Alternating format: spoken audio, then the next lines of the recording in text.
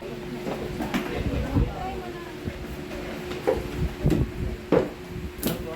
morning po. Kayo ba?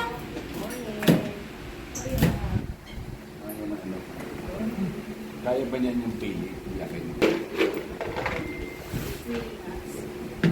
So, good morning po. Wake up po kayo dito sa Mel's Cashew Factory. So, dito po niyo makikita kung paano po namin pinaprocess yung aming product na kasoy.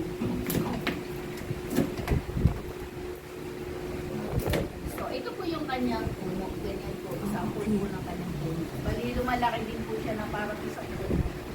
Pag nagbunga po siya para mangga din po, kumpul-kumpul. So, ang first process po namin, i-dry po siya namin ng 3 to 4 days yung buto para po magbawas ng dagta. Dahil ito po ay merong dagta. So, ang dagta ng kasoy ay pwede po makapasok sa balat natin o makatipin siya pag naidamo. So, kaya po gagamit kami ng plastic or gloves para po sa protection po sa kamay.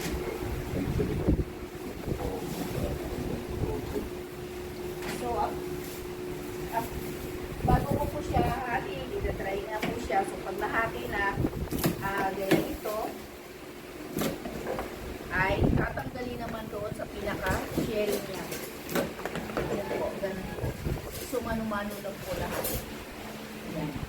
Pag natanggal naman, gaya po ng ginagawa ni nanay, babalatan pa po siya dahil meron pa po siyang inner skin. So, after Pwede na yan kainin. hindi pa po. So, after po dyan mabalatan, kaya nang nasa bilao or nasa plastic, ang 10 to 15 kilos, sugasan po namin yan ng 10 times or more than po. Para matanggal yung gagta or acid niya. Tsaka dumi bago po siya i-prepare sa pagluluto. Hugasan